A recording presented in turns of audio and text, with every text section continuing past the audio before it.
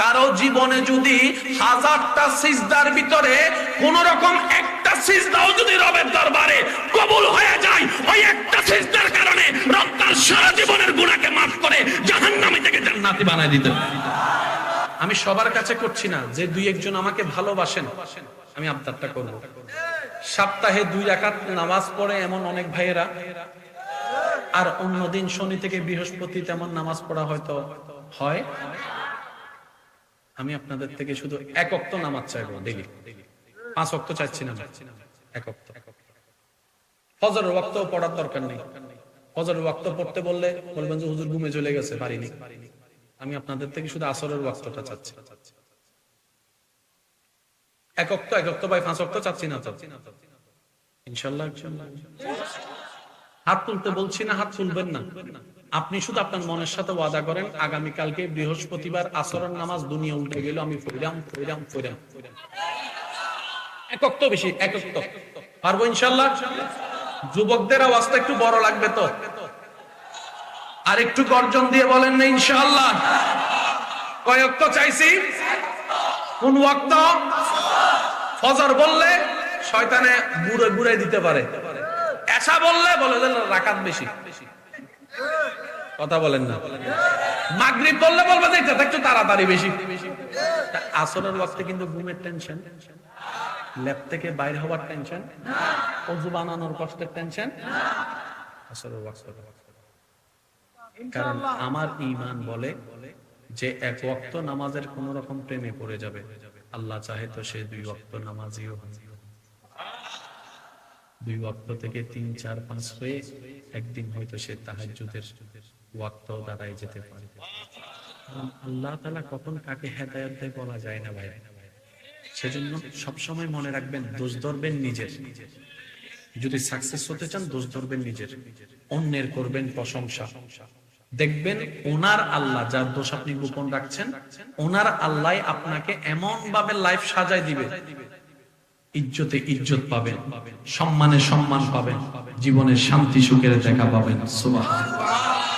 হাজার মানুষ যা যে যাই করে, যে ধর্মেরই হোক না কেন, সবাই একটু সুখের আশায়, একটু শান্তির আশায় কত কিছু করে। বাই বাই ঝগড়া লাগে, দেখবেন বড় কিছু না, ওই 1 ইঞ্চি। ভাইয়া কয় ইঞ্চি?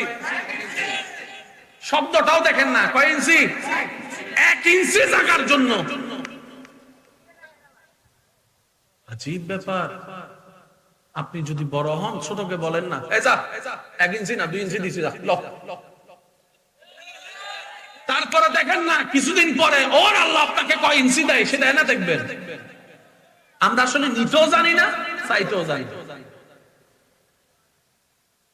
পকেটে আপনার 20 টাকা আছে, রাস্তা দিয়ে হেঁটে যাচ্ছেন, হঠাৎ করে আপনার একটা চা খাইতে মন চাইছে। চা কয় টাকা? 5 টাকা। রঙের দোকানে গেছেন, একটা চা খাইতে বসছেন, হঠাৎ করে দূর থেকে দেখলেন একটা কাপড় চোপড় ছাড়া ছোট বাচ্চা খাবারের দিকে তাকাই রয়েছে। তার তাকানো দেখেই বোঝা যাচ্ছে সে বড় ক্ষুধার্ত। আপনি দেখে মায়া করে তারে ডাকলেন, কলা আর বনটা হাতে দিলেন। কলার বন হাতে দেওয়ার সাথে সাথে তার চেহারায় যে হাসিটা আসবে, 10 কোটি টাকা দিও। আমাদের একজন রব আছে, আল্লাহ যার নাম রব্বুল আলামিন, যার মহান পরিচয়, রহমান যার শান, একটু জোরে বলুন, রহিম যার শান, গফফার যার শান, সত্তার যার শান, মালিক যার আদর, তিনি আমাদের রব, রব্বুল। কোন সে রব যে রবের সিদ্ধান্তে বিন্দু পরিমাণ কোন ভুল? কোন সে রব যে রবের জানার মধ্যে বিন্দু পরিমাণ কোন কমতি? আমি বলতে থাকবো, আপনারা শুধু বুঝে বুঝে উত্তর দিবেন। কোন সেই রব যে রবের সিদ্ধান্তে কোনো 19-20? কোন সে রব যিনি অতীত জানেন, বর্তমান জানেন, ভবিষ্যৎ জানেন? উপরের কথা জানেন, নিচের কথা জানেন, মানুষের মুখের কথা শুনেন, মনে মনে বলা কথা পর্যন্ত যিনি শুনেন তিনিই রব্বুল আলামিন। সুবহানাল্লাহ। ভাইয়া ভাইয়া, উলামায়ে কেরাম যারা আছেন, তালেবুল ইলম যারা আছেন এবং দাদা নানা বাবার বয়সী যারা আছেন, ওনাদের দোয়াকে মাথার উপর ছাদ বানিয়ে আমার যুবক ভাইদের আওয়াজকে শক্তি বানিয়ে আমি সামনে এগোনোর চেষ্টা করছি। ওয়া মা তৌফিক ইল্লা বিল্লাহ। সেই রব যিনি আসমানকে বানিয়েছেন, জমিনকে সাজিয়েছেন, পাহাড়কে বসিয়েছেন, সাগরকে ভাসিয়েছেন, সেই রব সিদ্ধান্ত নিলেন আমি মানব জাতি বানাবো। আপনাকে আপনাকে আপনাকে আপনাকে আমাদেরকে বানাবে, এ রবের সিদ্ধান্ত হলো ইন্নী জাইলুন ফিল আরদি খলিফা। ফেরেশতা বলে আল্লাহ বানাতে যদি চাও বানাই ফেলো, তুমি হও বললে তো হয়ে যায়, তুমি আদেশটা দিতে দেরি, হতে তো দেরি হবে না। রব বলে যে না, এই সৃষ্টি যেমন তেমন সৃষ্টি নয়, এটা আমি রবের সৃষ্টির মধ্যে সবচাইতে একটা স্পেশাল সৃষ্টি হবে। সুবহানাল্লাহ। এটা আমি রবের সৃষ্টি জগতের মধ্যে এমন একটা সৃষ্টি হবে যে সৃষ্টিটাকে দেখে আমার অন্য সৃষ্টিরা পর্যন্ত অবাক হয়ে যাবে। এই সৃষ্টি এমন একটা সৃষ্টি যে সৃষ্টিকে অন্য সৃষ্টিরা সম্মান করতে বাধ্য হবে, ইজ্জত করতে বাধ্য হবে, সম্মান করতে বাধ্য হবে। সুবহানাল্লাহ বলেন না? এমন একটা সৃষ্টি বানাবো যে সৃষ্টিটা আমার সৃষ্টি জগৎ আগে কখনো দেখে নেই। ফেরেশতা বলে আল্লাহ আদেশ দাও, হয়ে যাবে। রব বলে যে না, এটা আমি আদেশ দিয়ে বানাবো না, এটা আমি আল্লাহ নিজের কুদরতি হাতের মায়া দিয়ে, ভালোবাসা দিয়ে বানাবো। সেটাই আপনি।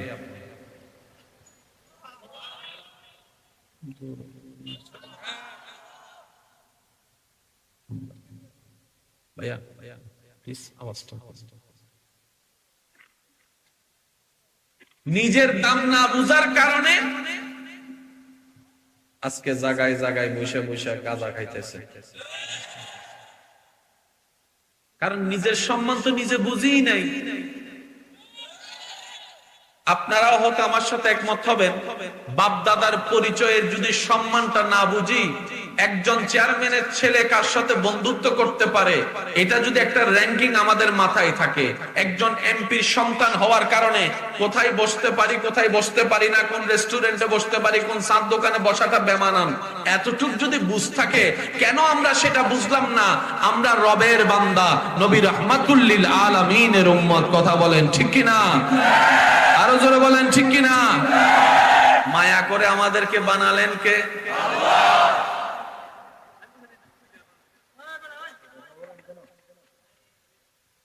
এবার দেখেন ফেরেশতারা আল্লাহকে বলেছিলেন আল্লাহ বানানোর দরকার, দুনিয়াতে যাবে ঝগড়া করবে, মারামারি করবে, রক্তপাত করবে, অশান্তি করবে, ভাই ভাইয়ের লড়ালড়ি করবে, জামাই বউয়ে ঝগড়া করবে, পুরো দুনিয়াটাই অশান্তি বানাই ফেলবে। এই মানব জাতি বানানোর দরকার নাই। আমরা ফেরেশতারা তো আছি তোমার জন্য, ইবাদত করার জন্য, জিকির করার জন্য, তোমার শান বর্ণনার জন্য, তোমার প্রশংসার জন্য। আমরা তো আছি, নতুন সৃষ্টির দরকার নাই। রব সেদিন উত্তরে বলেছিলেন ইন্নী আ'লামু মা লা তা'লামুন। ফেরেশতা তোমরা যা বলছো আমার মানব জাতির সৃষ্টির ব্যাপারে সবই সত্য, কিন্তু মানব জাতির ব্যাপারে আমি যা জানি তোমরা তা জানো না। তার মানে যতই না কও আমি বানাই।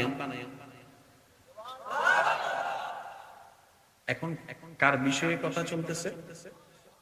আর আমরাই যদি চুপ করে থাকি, লজ্জার বিষয় না ভাইয়া?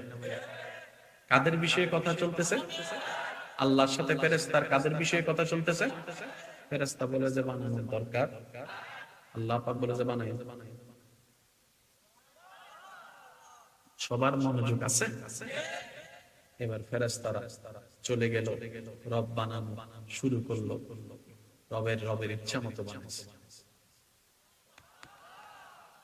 আপনি কেমন জানেন? আপনার রব যেভাবে আপনাকে দেখতে চেয়েছে আপনি তেমন। সেজন্য কখনো কাউকে ল্যাংড়া বলবেন না, কানা বলবেন না, বয়রা বলবেন না, বোবা বললেন না, মুখবাঁকা বললেন না, কালো বললেন না, লম্বা বললেন না, মোটা বললেন না, রে ভাই বললেন না। সে বান্দা দেখতে কেমন, তার রবের তাকে যেভাবে দেখতে সুন্দর লেগেছে, তার রব তাকে সেভাবে বানিয়েছেন। বান্দার চোখে কি ডাজন্ট ম্যাটার, রব কিভাবে দেখছে এটাই হচ্ছে সবচেয়ে বড় ব্যাপার। কথা বলেন ঠিক কিনা? এবার আল্লাহ তাআলা বানালেন কাকে? আমাদের শুরুটা নাম হচ্ছে হযরত। এই তো মাশাআল্লাহ আপনারা 50-50 একটু বলেন না হযরত। হযরত আদম নবীকে আল্লাহ তাআলা বানালেন, অবয়ব তৈরি করলেন। তৈরি করার পরে আল্লাহ পাক জিবরাইলকে বলে, জিবরাইল ফেরেশতাদেরকে আবার ডাকো। ফেরেশতাদেরকে, ফেরেশতারা সবাই আসছে। আল্লাহ তাআলা এই দেহের গঠনটা লম্বা তখন একরকম, এখানে একরকম, কিন্তু গঠনে স্টাইলে এক। আল্লাহ তাআলা আদম নবীর দেহটার দিকে ফেরেশতাদেরকে বললেন, একটু দেখো তো তোমরা কেমন হয়েছে। সুবহানাল্লাহ। যদি আরেকবার ছোট হয় আমি কিন্তু বোম মাইরা দিব বললাম। আরো জোরে বলুন সুবহানাল্লাহ। ও ফেরেশতারা, তোমরা তো নিষেধ করেছিলে, আচ্ছা দেখো তো আমার সৃষ্টিটা কেমন হয়েছে। সর্বপ্রথম ফেরেশতারা আদম নবীর দেহের অবয়বের দিকে নজর দেওয়ার সাথে সাথে অপলক নয়নে তাকিয়ে থেকে মুগ্ধ হয়ে বলতে থাকে, সুবহানাল্লাহ ওয়ালহামদুলিল্লাহ ওয়ালা ইলাহা ইল্লাল্লাহ ওয়াল্লাহু আকবার ওয়াল্লাহু আকবার ওয়াল্লাহু আকবার ওয়ালা হাওলা ওয়ালা কুওয়াতা ইল্লা বিল্লাহিল আলিয়্যুল আযীম। ইয়া রাব্বাল আলামিন, তুমি দয়া করেছো। আমরা ফেরেশতাদেরকে আমরা জান্নাত দেখেছি, জাহান্নাম দেখেছি, ফেরদৌস দেখেছি, আসমান দেখেছি, পৃথিবী দেখেছি, পাহাড় দেখেছি, সাগর দেখেছি, পশু দেখেছি, জিন দেখেছি, পাখি দেখেছি। আল্লাহ তুমি দয়া করে যত সৃষ্টি দেখার সৌভাগ্য দিয়েছো, আমরা ফেরেশতাদের চোখে এত সুন্দর সৃষ্টি আর দেখতে পাই নাই, আর দেখতে পাই নাই, আর দেখতে পাই নাই, আর দেখতে পাই নাই। আল্লাহ আমাদের চোখের দেখা সবচেয়ে সুন্দর এই সৃষ্টিটাই হয়েছে।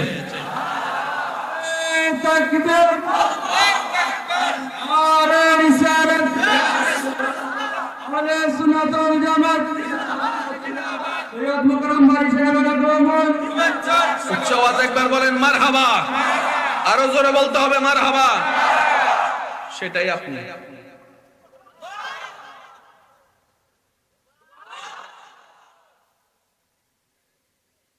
এবার আপনি বলবেন, ভাইয়া আমরা তো অনেক কালা আছি। অনেকে বলবেন আমরা তো একটু,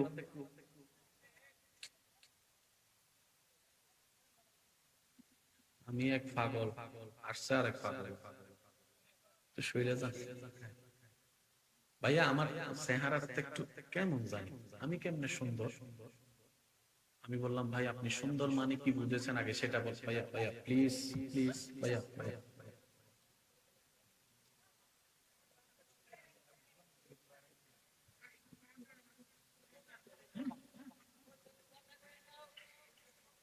আচ্ছা, আই লাভ ইউ টু। একবার বলেন মারহাবা। কথার মাঝখানে একটু বিরতি আসলে কথা লড়ে যায়।